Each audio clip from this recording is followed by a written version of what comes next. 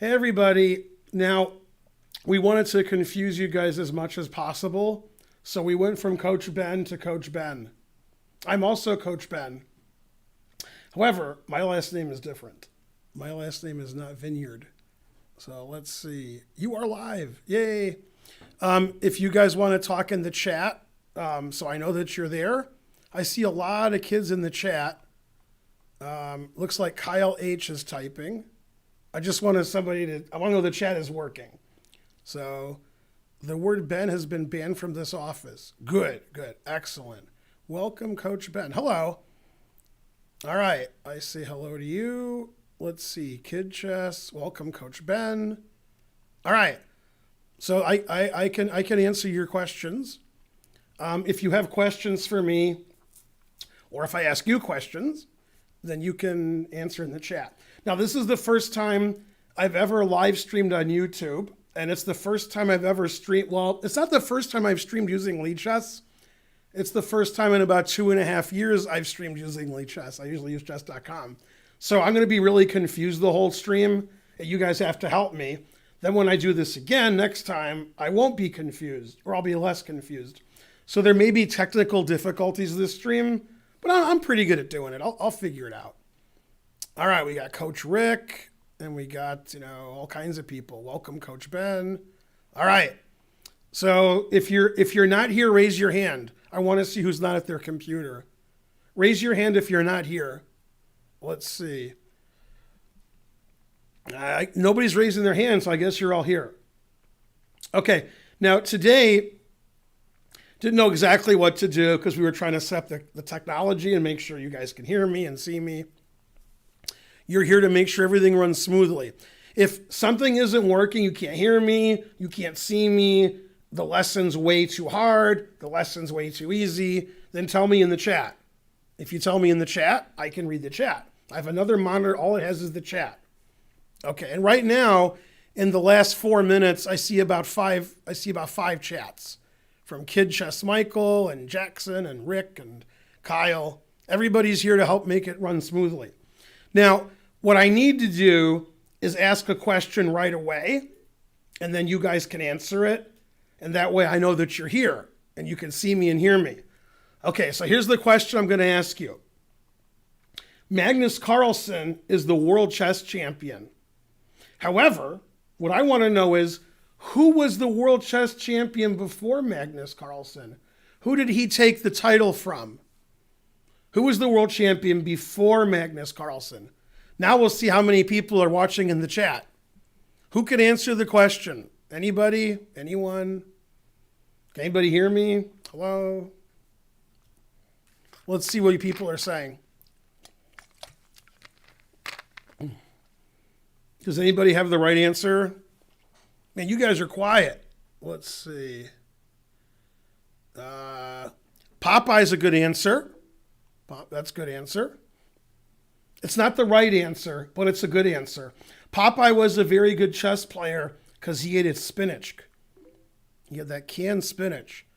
All right, now we have a real answer. Still wrong. Fabiano Caruana. Fabiano spelled wrong. No, he wasn't the world champion. Do any kids want to answer? Anybody want to answer? Who's the world chess champion before Magnus Carlsen? Nobody's answering. I'll give you a hint. He's from India. He was the 5-time world champion. You used to know. What? He's the greatest player in the history of India. 5-time world champion.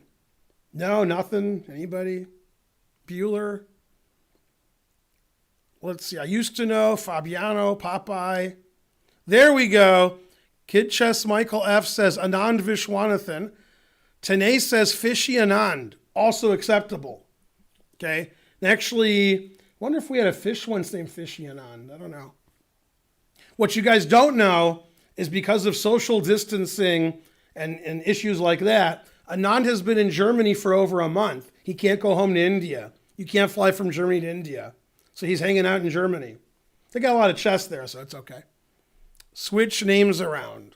All right, well, that's okay. All right, so hopefully when you're looking on YouTube, you can see everything perfect, Karen? Mm-hmm. All right. Now we're going to go back into the tank. I'm really, really, really old. I'm the oldest person you've ever seen. Okay. And I've been playing chess in tournaments for 45 years.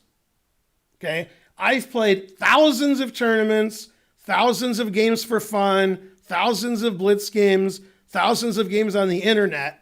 And I have so many chess games, occasionally I play okay, not always. And so if we look at my best games, then we can learn something. Now, this is a game I played a long time ago. This game was played 30 years ago, unless it was played more than 30 years ago. And this position, material's equal. We both have 6 pawns, 2 minor pieces, a queen, and 2 rooks. Everything's the same. But I have a nice knight on e5 and a nice bishop on h6 in his territory. One thing you want to do to become a better chess player is control things in the opponent's territory. And don't let your opponent control things in your territory. So in this position, my opponent has nothing in my territory, okay? But I have 2 pieces in his territory. I'd like to get more. Now in this position, we're fighting for an open file. There's one file that's open. Somebody in the chat, tell me which file is open. It's an open file. You guys know what an open file is. I think. Some of you do. Which file's open? If you don't know, you can guess. A file, B file, C file, D file. Which one's open? You guys in the chat can answer. Come on, kids, you can do it. Type in the name of the open file. Anyone? Nobody? Bueller? No, nobody knows the open file? Nobody can guess? Can anybody hear me? Hello? Nothing? All right. Can't even guess which one's the open file. Don't the coaches know? Anyone? All right, somebody's typing. Oh, they gave up. Okay, they're typing again. Which file is open? What? I'm playing a match? No, that's not the right answer. There we go. Now we got some good answers. The C file. That's right. Okay, and that's this file. An open file is a file with no pawns on it. And you might be asking, why do I care about that? Because if a file has no pawns on it, that's very good for your rook. Why? That's the way rooks move. If rooks move up and down, and there's a pawn in front of your rook's not moving up and down. There's a pawn in front of it. If there's no pawns on the file, that's where you want your rooks. Okay, look at this rook. Is that an open file? No. There's a pawn on e6. That rook can't move forward at all. This is the open file. So if you have the open file, if you control it with your rooks, then you'll have the advantage. You'll have that file. And a lot of times, players are fighting for the file. They put their rook on the file, the other guy puts their rook on the file, and they're fighting for it. The C file is correct. Okay, now I didn't want to give up that file. I had the white pieces, so I played rook C1. Now both of my rooks are on the open file. Okay, he didn't want to give up the file. He didn't do that. That's a silly move. Okay, I'm trying to get rid of this. What do I do? Right click? How do I? Oh, I click off the board? Oh, I just click on it. Okay. It's been a while. All right, now, if he takes my rook and I take his rook, then I have the file. He didn't want to give me the file. Hello. So what he did was he protected his rook. Bishop to b7. Now, if I take his rook, he takes my rook, and I take his rook, and he takes my rook, and nobody has the file. Okay, now I played a very tricky move. Very tricky. I'm thinking my opponent didn't see it. Okay, this is called a collinear move. Very advanced concept. It's where you have 2 pieces that can take each other, like bishops or rooks or queens, and you move towards the piece without taking it. Okay, so here I played a very tricky move. It's actually a fork. Okay, and that move is rook c7, forking his queen and his bishop. Now, how can I play that move? How can I justify it? If he takes my rook for free, and then he's like, yay, I want a rook. White has one move that wins black's queen. What move can white make and win the black queen? How can white capture that queen? White has one move. It's very tricky. It's a discovered attack. Let's see. Hey, somebody gave the right answer. There we go. Herman's correct. Knight takes g6 is check, and I'm attacking his queen. So he has to get out of check, and then I take his queen. Okay, my opponent didn't like that. Good answer. Now, thanks, Tanae, that was good too. Knight f7 check does the same thing as knight g6. It checks, it attacks the queen, but there's a flaw. He can take my knight with his queen. So that doesn't quite work. All right. Now after rook c7, attacking his queen and his bishop, he played the trickiest move ever. It was really mean because he's a grandmaster. Grandmasters are tricky. Watch this move. This move is shocking. g5. Giving away his queen. Why did he do that? My bishop was protecting my rook, and now my bishop's not protecting my rook. So if I take his queen, he checkmates me. So you got to be careful. When you're playing chess, if you see a capture, you can't move in less than 1 second. You got to figure out the situation. Chess is complicated. Okay, now, if he didn't play g5, I could take his queen. If his queen moves away, I could take his bishop. And now he stopped me from doing both because he would play rook takes rook checkmate. Okay, so that's not good. Now, I protected everything. And one thing I tell my private students, when you have a good move and it's a retreat, nobody ever sees that. Everybody's always looking at going forward and attacking. If you can make a retreating move and it's really good, nobody sees that. That never happens. And the analogy I like to give is football. Now, there is no football now, but there will be eventually. If you're going for a touchdown, you're supposed to run forward and get a touchdown. But if there's 5 guys in front of you, running forward is going to run into the 5 guys. So sometimes, not too often, you run backwards, getting away from the other team, then you run forwards. That's what I did here. I wanted to protect my rook so I could take his queen. So I played knight to d3. My knight protects my rook, and my queen's protecting my rook again. So now he's in a lot of trouble because I can take his queen. Rook takes rook is in checkmate because I defended my rook. Now there's a famous grandmaster. Some of you have heard of him. Some of you haven't. He was alive 100 years ago. His name was Aaron Nimzovich, and he wrote a book called My System. Okay? It's not an exciting book. It's a chess book. And most of the book is him writing about stuff. He doesn't really show you too many chess positions. He just talks about chess. And he says, one thing you want to do is overprotect. Okay? So if you go to a bank, the bank doesn't want you taking all of their money. So they overprotect. They might have like a shield. They might have a security guard. They might have bars. They might have a safe. And you got to get through all of that if you want to steal their money. They have alarm systems. They overprotect their money. All kinds of ways you won't get their money. Okay? So in chess, if you're worried your opponent's going to take all of your pieces, I'm always worried about that. If you have them protected, they won't do that. So this rook is protected twice. This queen is protected twice. This knight is protected once. My pieces are protected, so he's not going to take them. Which piece isn't protected? This bishop. That's the only one I'm worried about. He can't attack my bishop, so I don't really care. Okay. My opponent obviously can't give his queen away, so he played queen to d8. I took his bishop, and he took my pawn, and I'm up a bishop for a pawn. I won a bishop, he won a pawn. Now, the only thing I'm worried about is a back rank checkmate. I don't like to get checkmated. Sometimes you get mated on the back rank, because you castle and your king has nowhere to go.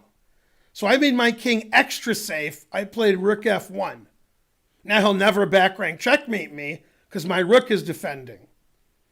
Okay, he attacked my queen. I saw it. He attacked my rook. Gotta watch out for those backward moves. I saw it. He attacked my queen again. What a mean guy. Now in this position, my queen's protecting my knight. So if I move my queen away, he'll take my knight. Luckily, I can take his bishop. I didn't want to take this pawn and open up this line for his rook. So I played queen h5. He took my knight. I took his bishop. As you can see, I'm a bishop ahead. I have a bishop and he doesn't. And I put my rook on the 7th rank. He attacked my queen. I took his pawn. Now he did something I never want you to do. Never. He gave up. Why did he give up? I'm threatening checkmate. Queen g7 checkmate. Also, I'm up a bishop. Now, to make sure you guys are paying attention is the best thing you can do because you're paying and it's free. Paying attention is free and you're still paying. How'd that happen? So my question is, if he stops checkmate with rook to g8, stopping checkmate, white has two ways to win, the easy way and the brilliant way. It doesn't matter which one you say. In the chat, tell me one of the winning moves for white. If you see both of them, you could type them both in. White has two moves that lead to checkmate. It's checkmate in two moves. One's easy and one's really cool. Doesn't matter which one you play, checkmate is checkmate. Can anybody in the chat tell me how white checkmates black? Let's see how that chat's going. Nobody's chatted in 6 minutes. You guys are so quiet. You guys got to be louder. Tanae is right. Kid chess coach Rick is right. Everybody's right. Why are these guys so smart? Why is my class so smart? Bishop to g7, that's the easy way. He takes it and you checkmate. Okay, that's what I would do. There's a really cool way to win, which is even crazier. It involves a queen sacrifice. Nobody pointed that way out. Wow, Shanik spelled Vishwanathan Anand correctly. That's hard to spell. Yeah. Okay, the cool way, sack your queen whenever possible. I don't know about that, but if it wins, it's cool. Queen takes rook check. King takes checkmate. Also good. Either way is good. Okay. And he didn't want to get checkmated, so he can't play rook g8. So the only move he could play instead of giving up is queen g6. Okay. Instead of giving up, he could go there, but I'm up a bishop. Take this maybe. And I'm a grandmaster. He's a grandmaster. White's always going to win here. When you're playing, don't ever give up. Grandmasters give up all the time. That's not what you should be doing. The reason a grandmaster gives up is he's completely losing and he's playing another grandmaster. You guys probably don't play grandmasters too often. So you're playing somebody your own age, maybe your own rating. They make a lot of mistakes. Don't give up against them. When I was a kid, I gave up a lot because I saw it in books. This grandmaster resigned, that grandmaster resigned. That was terrible. That's why it took me a long time before I got good. All right, let's go to the next game.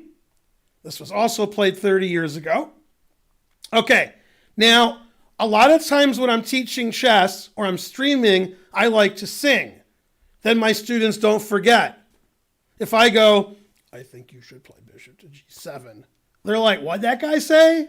But if I go, you should play bishop g7, you're the greatest player in the world. They're like, oh, bishop g7, I remember that.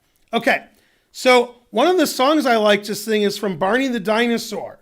I changed the lyrics a little bit. In this one, the lyrics go, I checkmate you, you checkmate me, I'm the worst player in history. So in this position, white's up a rook. I'm white, I have two rooks, my opponent has one rook, right? Okay, the pawns are the same, right? 5 pawns each. Oh, he has 1 pawn more than me. All right, so he has 6 pawns, and I have 5 pawns, but I have an extra rook. And if it's my move, I might play rook takes pawn check. Okay, now, since he's down a rook, he wants to checkmate me. So he played b3, right? If I take the pawn, checkmate. I lose. If I don't take the pawn and make some silly move, that's a silly move, checkmate. So this guy wants to checkmate me. Now, I made a really good move here, stopping his rook from going here and stopping him from taking my a pawn. I played a4. He can't jump over my pawn, and he can't take my pawn. So I stopped the checkmate. And he was like, that's okay, I'll checkmate you later. And he played rook takes a4. Now he wants to play rook a1 checkmate or queen a1 checkmate. Okay? However, it's my turn. My turn, not your turn. If it's your turn, you win. Okay? So I play rook takes g4 check. He's in check. Now I'm going to ask you guys a lot of questions, so get ready to type in the chat. You got to answer questions on this chess lesson here. If he plays king to f8, I have checkmate in one move. White to play, checkmate in one move. Who can find it? How does white checkmate in one move? Let's see who can answer in the chat first.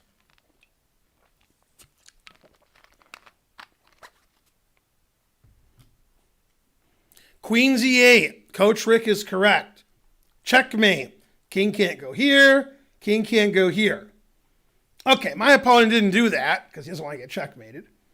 Okay, he could also play king to h7, which he also didn't do. Then I play queen takes pawn check, and you can see he's in a lot of trouble. Now I'm going to show you something funny. Okay, if he plays king here, checkmate, or checkmate, king here, checkmate. If queen here, this will surprise you, but this is checkmate. The reason it's checkmate is his knight is pinned. He can't take with a knight. So it's checkmate. Okay, so he didn't play king f8. Well, he didn't play king here. He could have played knight to g7. And now, I can't ask you which move is checkmate because they're all checkmate. Queen b8 checkmate, queen c8 checkmate, and queen d8 checkmate. His king can't go here because of my bishop, and his knight's pinned. So everything is checkmate. Okay, so what did I just do? I showed you this move, I showed you this move, and I showed you this move. There's one move I didn't show you. That move is king h8. Okay. And now I play queen d8 check, and once again he gave up. He's in check. He's got one legal move. Now, most people would play bishop takes knight check, pawn takes bishop, checkmate. Most people would do that. However, this knight is pinned. That knight can't move. Now, that checkmate works, the one that I showed you, but there's a quicker checkmate. White to move and checkmate in one move. One move. How does white checkmate in one move? The checkmate I showed you was 2 moves. You can checkmate in 1 move. I'm looking at the chat. Maybe there's some delay. It usually takes you guys like 30 to 60 seconds to answer. Queen g8 is not checkmate because his king can walk up here. It will be checkmate, but it's not checkmate yet. Rook to h4 is not checkmate because then his king could go to the g file. I need my rook to defend the g file. His king could go here or here. Queen h4, that is correct. Checkmate. The knight is pinned. You can't move the knight. So that's checkmate. Amazing. Pretty cool checkmate. Okay, so in this position, my opponent resigned. He gave up, so I'm going to checkmate him next move. That game was close. If I didn't checkmate him, he was going to checkmate me. That's why you need to calculate when you're playing chess and think about what your opponent's going to do. If you had the black pieces and you're like, I have unstoppable checkmate, there's no way he can stop me. It's true, I can't stop that checkmate, but I checkmated him first. Okay, I was very lucky. Let's see, 8-second delay. All right, I can wait 8 seconds. Maybe. Okay, next game. Okay, this was actually very funny. In chess, in fact, this is probably the most important thing you're going to learn today. I mean, for me, you might learn something more important from other coaches. Sometimes you make a mistake. A lot of chess coaches, they tell you, you played great, you're my best student, what a great game you played, your rating's been going up lately, all the things you want to hear. You're playing better, you're playing more, you're studying more, everything's great. However, no matter how good you are, you make mistakes. There's only one way to avoid losing at chess. Stop playing chess. If you're the best player in the world, you lose it all the time. Chess is a really difficult game. Now, when you're up a queen and you're up a rook and you checkmate your opponent, life is good. Everything's easy. There's no problems in your life. However, when you make a bad move, instead of going, ah, and then giving up and crying and all that, don't do any of that. Okay, you always make bad moves. That's the way life is. Sometimes you make a bad move. If you can continue playing really strong chess after you make a bad move, now you're a good player and you'll win a lot of games when your position's really bad. Because you're like, okay, I made a bad move. That happens. Now I'm going to play great. That's the attitude you have to have. If your attitude is, oh, I made a mistake, now I'll just lose, I don't care. Not a good attitude, okay? Because you're always going to make a mistake. All grandmasters make mistakes all the time. That's the way chess is. It's really difficult to play well. So if I'm playing somebody that I should beat and I give my queen away by accident, or I give away my bishop, or I miss a winning move, I'm like, oh well, hopefully I play better next time. Okay. In this position, I had the black pieces, and I played rook to e8, defending my pawn, and my opponent made the losing move here. And after he made the losing move, and I made the winning move, he put his head down and he shook his head for like a minute.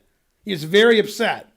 He's a grandmaster, and this was 30 years ago. I remember him putting his head down and shaking his head. He was so mad, okay, because he blundered. Now, if you remember, I was explaining to you overprotection from Nimzovich. Make sure your pieces are protected. This knight is pretty protected. It's protected by the queen, and it's protected by the knight. And my opponent unprotected it. He wasn't concerned. Played queen a4. He's like, well, he can't take my knight. I'll take his queen. That's silly. Okay, and his queen's threatening my pawn. He could put his rook in the center. He thought queen a4 was a good move. Now, in chess, there's 3 kinds of moves you should always look at for your opponent. Checks, captures, and the third one is tough, threats. So like, this is a check and a capture, that's a terrible move. This is a capture, that's a terrible move. This is a capture, that's a terrible move. White just takes the queen. And all the checks and captures are good for him. He's doing great. However, I have a threat. Now what I want to do, which I can't do right now, is threaten this knight. Why? This knight defends this knight. So if I threaten this knight, and this knight moves away, then I take with the queen. Now, There's 3 kinds of pieces in chess. Make sure you remember this. There's 3 kinds of pieces in chess. Pieces that are not attacked. Not. Like this one, and this one. Most of them. Most of black's pieces are not attacked. Most of white's pieces aren't attacked. Okay. Then there's pieces that are attacked and not defended. That would be this one. That's attacked and nothing is defending it. Okay? That's the easy part of chess. Nothing's attacked, or I take it for free. Those were the easy things. Now comes the hard one, the difficult one. Things that are attacked and defended. Like this, that's attacked and defended. This pawn is attacked and defended. This pawn is attacked and defended. This knight is attacked and defended. You get my point. Okay, so when things are attacked and defended, advantage attacker. Not the defender, the attacker.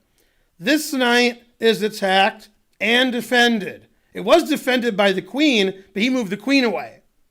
Now, the goal in chess is to attack big pieces with little pieces. You want your little piece to take this big piece. That's what you want. Okay? So, what's littler than a knight? How can I attack that knight and then I could take that knight because his knight's protecting it? There's only one thing smaller than a knight. That's a pawn. So what I'd like to do is play pawn to g4, attacking his knight. If his knight moves away, I take his other knight.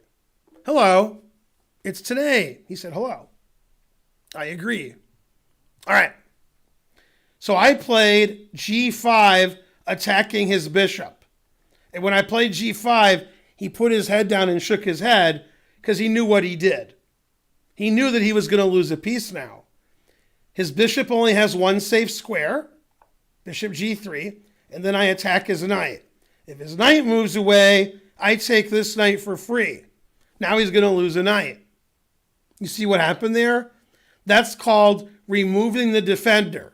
I attacked his bishop, I attacked his knight. He didn't see the threats. He saw the checks, he saw the captures, but didn't see the threats. I threatened his pieces, and he was like, no, stop taking my pieces. I wanted to take his pieces because I like winning. So he's going to lose a knight for sure. There's nothing he can do. Hello. All right. So he played rook d1, saving his knight, but I took his other knight. Then he attacked my queen. He took my pawn. And I was like, I want to take your knight, but your bishop's defending it. I wish his bishop wasn't defending it. So I play knight h5. I'm going to take that bishop. So he better watch it. He took my pawn, threatening my rook. I took his bishop. And then I attacked his queen. And when he takes my bishop, I take his knight. And my rooks are defending each other. So what just happened? I have a bishop, and he has 2 pawns. And he let me take another pawn. So I did. We traded queens. And in this position, since he's down a bishop for nothing, and we're both grandmasters, he gave up. He was really upset about blundering earlier in the game, and he couldn't really play well the rest of the game. He was really shook. Okay? And that's actually one thing that you have to do better, is when you make a mistake, it happens, you got to calm down, play the rest of the game well, and you'll still probably win if you can play great. About 2 years ago, Magnus Carlsen, the world champion, he blundered in the middle game against another grandmaster, and he lost a knight. He was down a knight. He was losing. But he played well the rest of the game. His opponent did not, and Magnus won the game. Hi, Alex. Okay, so in chess, everybody makes mistakes. It happens. When you do, and you realize you made a mistake, you don't shake your head, you don't cry, you don't break your pencil in half. You just say, oh, well, I made a mistake. Now I'm going to play great, and I'll wait for my opponent's mistake. Is your opponent going to make no mistakes? Are you playing the world champion? World champion makes mistakes too. Everybody you play makes mistakes. Everybody makes mistakes. It's how you deal with it.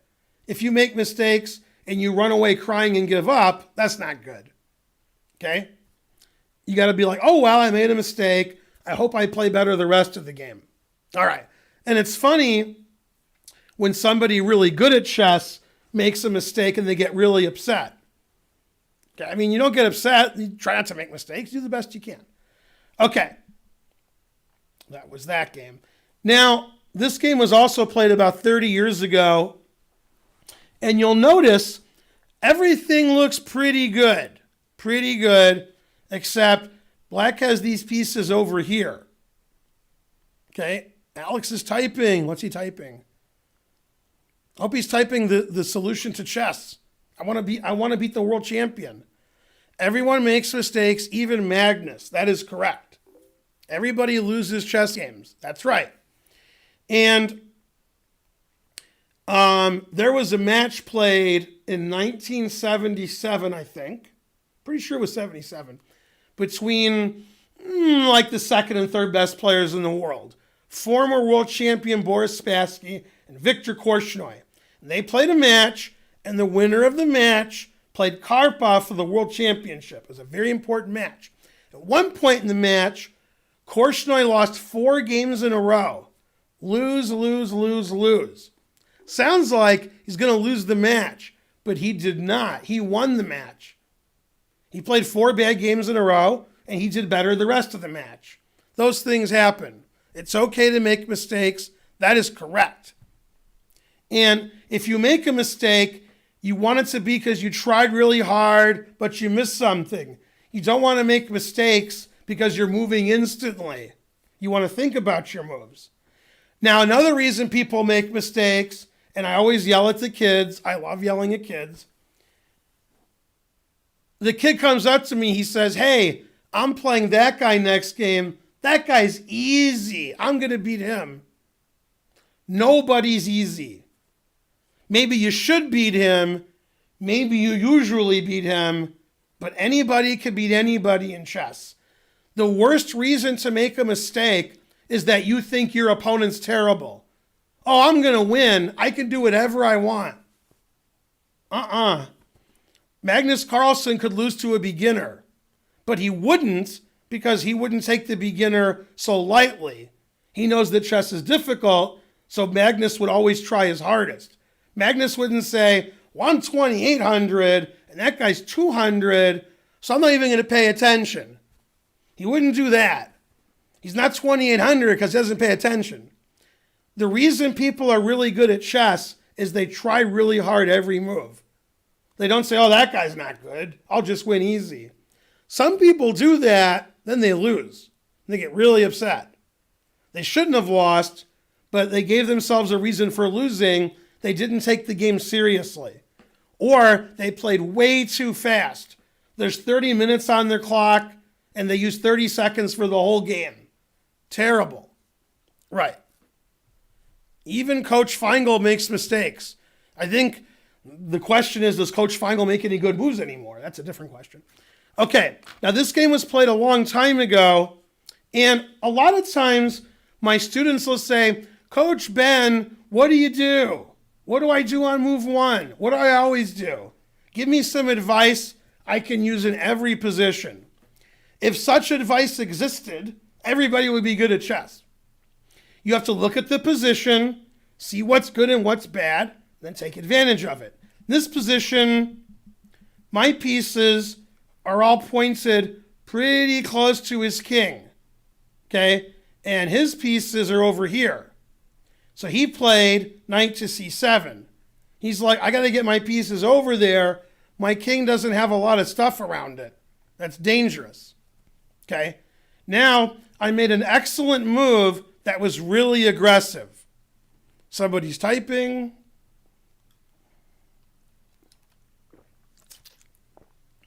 All right, he stopped typing. Okay, I played the move g4. Notice this pawn is attacked a lot.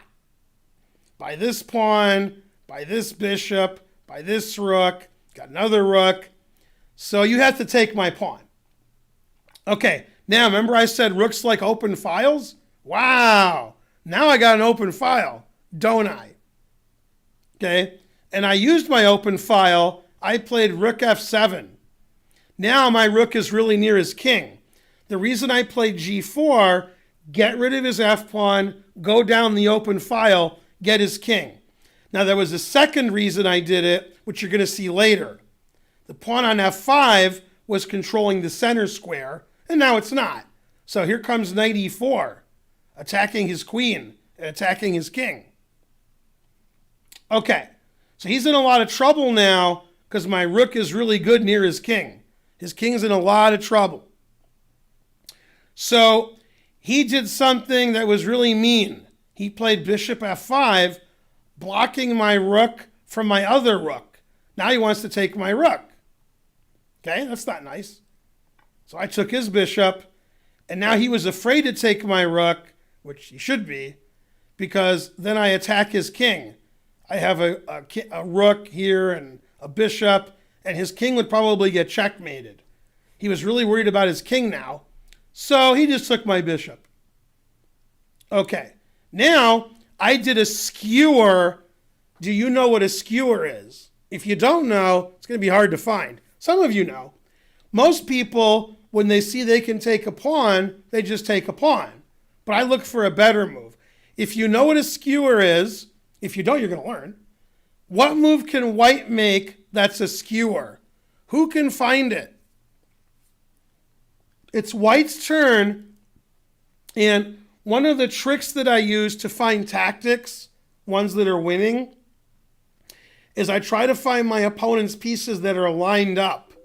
Like their king and queen is lined up like this, or diagonally, or on a rank. That's right. You could be world champion. That is correct. Yeah. What move can white make that's a skewer? You have to find black's pieces that are lined up. They're either lined up on a file, on a rank, or diagonally. Tanay is correct. Good job, Tanay. Bishop f4. That's a skewer. The skewer is the reverse of a pin. Okay? If the queen was here and the knight was here, that would be a pin. When the good piece is in front, then it's a skewer. Bishop f4, bishop f4. All right. Now, black has one move that saves himself. He doesn't want to lose his queen, and he doesn't want to lose his knight. How can he block that skewer? Anybody? How does black block that bishop so the skewer doesn't work? What's the only move he can make? Who can find it? Got to defend against that skewer. How does he do it? Let's see. Is somebody texting me the answer? No. Anybody? Anyone? Somebody's typing. That is correct. Coach Rick is right. Bishop e5. Okay. So I took his pawn. He took my bishop, and I took his bishop. Now, if you count everything, everything is the same. Same number of kings, that's good. Same number of queens, same number of rooks, same number of knights, same number of pawns. But look at my rooks near his king. Look at that rook. This pawn's attacked. This is a passed pawn. This knight can't move anywhere good. There's nowhere for that knight to move. His king has nothing in front of it. So he's in a lot of trouble. A lot of trouble. Now, when somebody's checkmating you, often you try to trade all the pieces off. Okay? Equal position in material, but in attack, I'm winning. He wants all the pieces off the board. Trade the rooks, trade the queens. Then his king's not so exposed. So he played rook f8. He's like, hey, let's trade all the rooks off. Yay. then his king doesn't really matter if it's open. There's no pieces on the board. Now, my favorite player, here, who am I playing? I'm playing Alfonso Romero Holmes. He's a grandmaster from Spain. You should be able to see it at the top where my mouse is. You should be able to see that. I don't know if you can see that. Let me see it if I can look on YouTube. Yeah, you can see it. Yeah, there you go. Yeah, there's his name. Yeah. Okay. So, Paul Morphy, my favorite player, if you've watched some videos I've made, a lot of them are about Paul Morphy. Paul Morphy lived in the 1800s, and he only played chess for a few years, in the 1850s. He beat everybody every game, and he's like, chess is easy. And he stopped playing chess. He beat everybody in the world. He traveled all over the world, beat everybody. Best player in the world. And Paul Morphy taught us a lot about chess, because in those days, there weren't a lot of good chess players. They didn't have coaching on the internet. They didn't have a lot of chess books. They didn't have a lot of chess tournaments. They didn't have puzzles you could do. They didn't have nothing. So people played chess badly. Paul Morphy beat everybody and played chess great. One thing Paul Morphy did that was awesome was he used all of his pieces to attack. Okay? And he said, that piece is pretty good. This piece is pretty good. Which pieces aren't good? Let's get those pieces good. That's the Paul Morphy way of playing. Get all of your pieces working. Show more force than your opponent. Okay? Thanks for wishing me luck. This game was played 30 years ago, so I don't need luck anymore. I needed luck then. Okay. So the two pieces that aren't doing very much for white are the knight and the queen. Those aren't attacking the white king, the black king. So I played knight to e4, attacking his queen. Now I got more pieces attacking over here. My knight's attacking, my rook, my other rook. And unfortunately for him, his rook's stuck in the corner. Boo, boo. We like to say those pieces are unemployed. Okay, you've seen Finegold's presentation on Morphy. Morphy's your favorite player. That's right. Okay, now my opponent made a really bad move. Now, if he didn't make a bad move, he's still losing. If he makes a good move, he's still losing. But this move was really losing. He blundered. The reason he blundered, made a bad move, is he had very little time left on the chess timer. His chess clock was counting down to 0. He was going to lose the game any second. Okay? And he had to move his queen really fast because I'm attacking his queen, and he chose a very bad square. Now, even if he chooses a good square, it doesn't matter. Still going to lose. This pawn's attacked. This pawn's good. My attack is good. His king is no good. And so he blundered. Now, the reason, you shouldn't even call this a blunder because he's so losing. Okay? The reason he's in trouble is something called a clearance. A clearance is when you want to move a piece to a square, but your own piece is there. If your opponent's piece is there, you can take it. If your piece is there, you can't take it.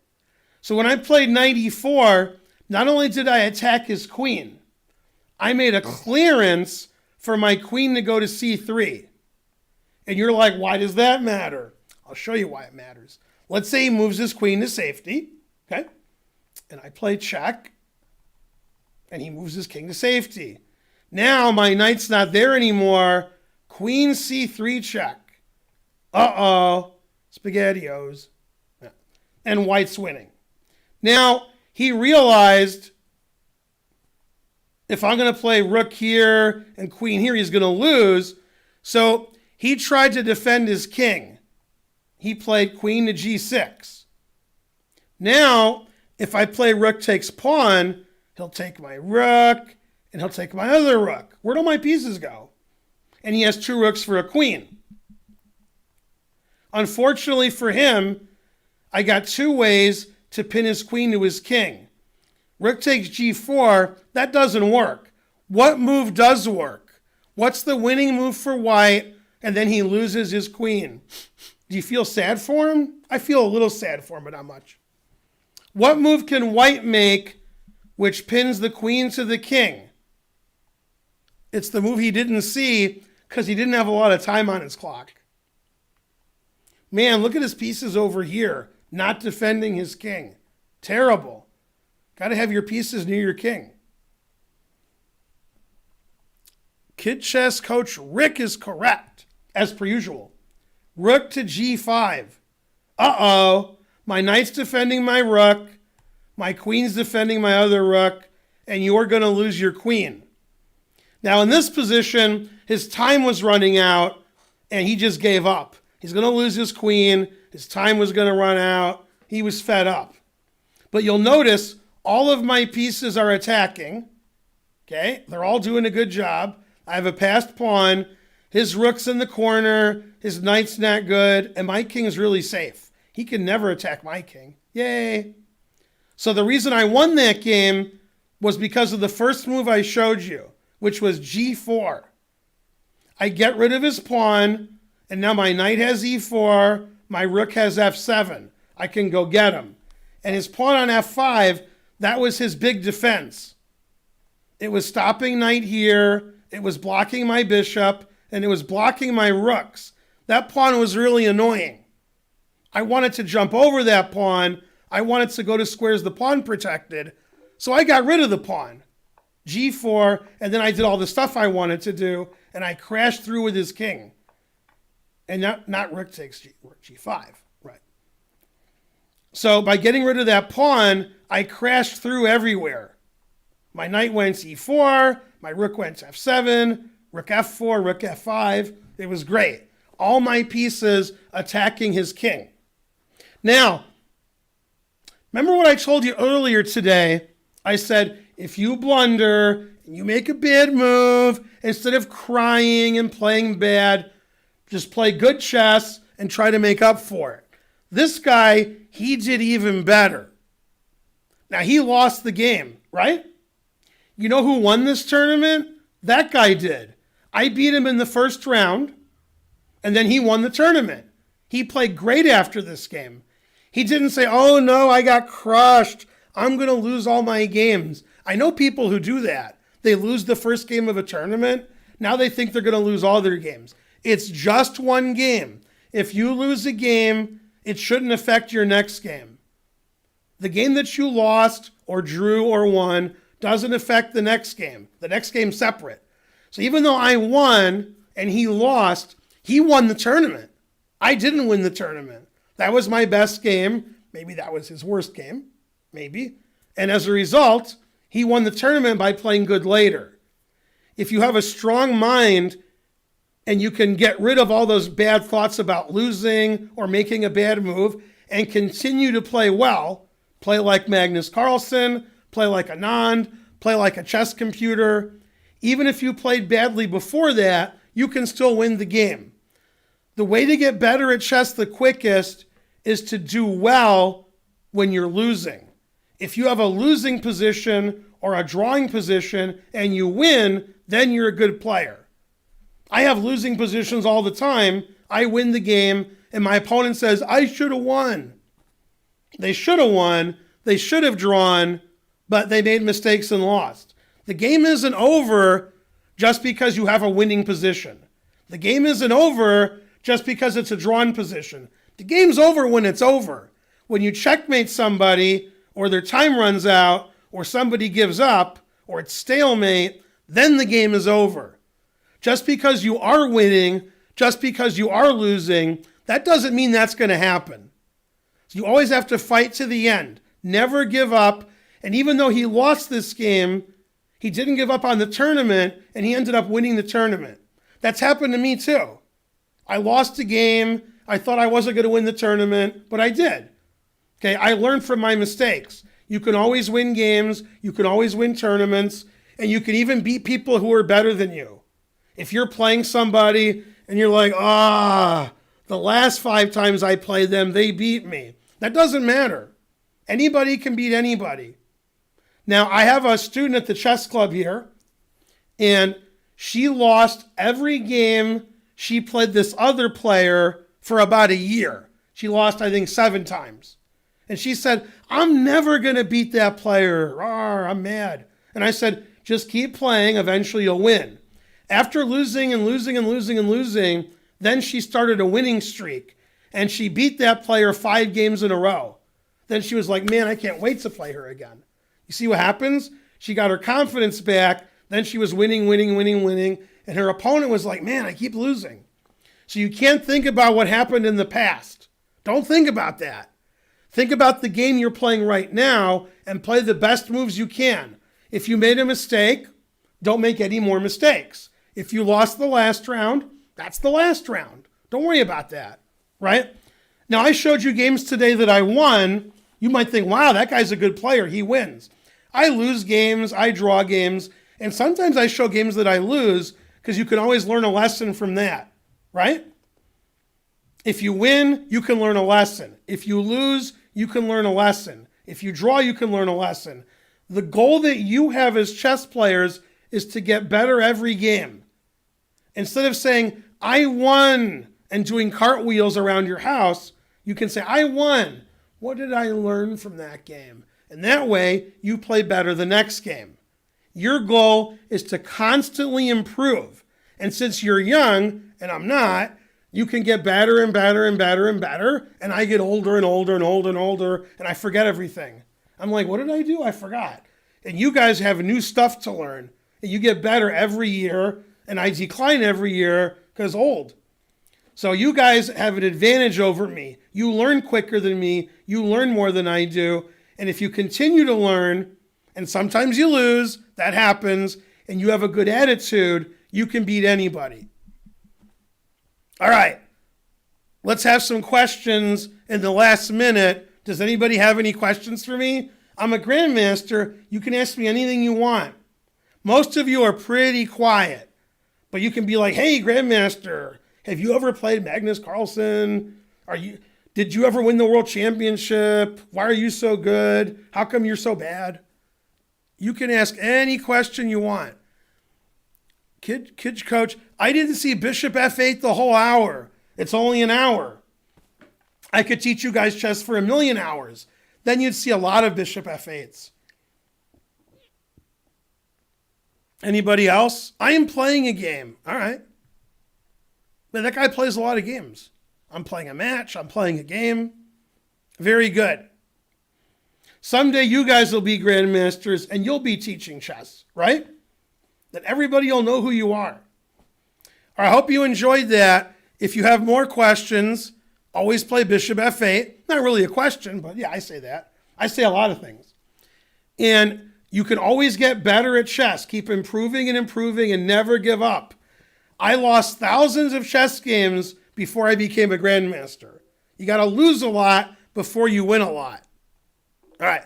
My favorite game of Paul Morphy? It might be the opera game, the famous opera game. What game is my most imaginative one? I can show that next lecture. Probably my game with Fidel Corrales Jimenez. And he had the most names. So that was good. Yeah. All right. I'll see you guys next time. Bye, everybody. Bye.